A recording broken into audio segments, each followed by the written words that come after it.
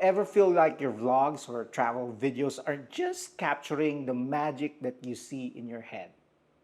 You know what you want to show, but the words just don't bring to life.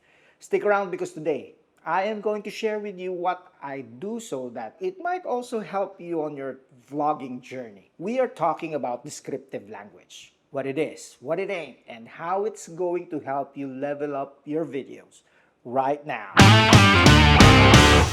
Think about your favorite travel shows.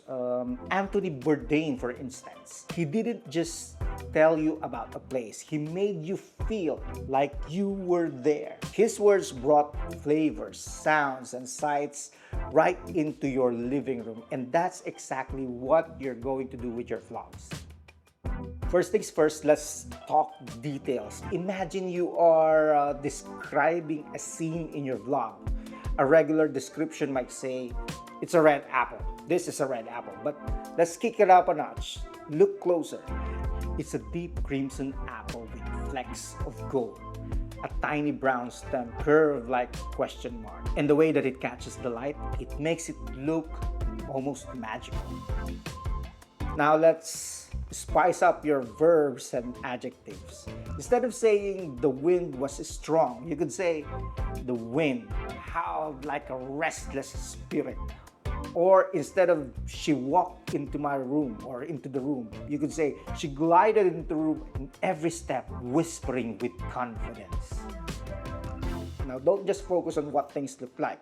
Use all your senses. Picture this. The cool evening wind brushed against my face, carrying the faint scent of pine and the distant murmur of a brook. You can almost feel it, right? You're not just seeing the scene, you are experiencing it. How you organize your descriptions also matters.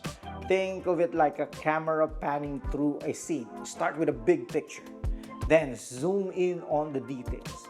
If you're describing a beach, you might start with the wide expanse of the ocean, then move into the waves lapping at the shore, and finally, the grainy feel of the sand beneath your feet.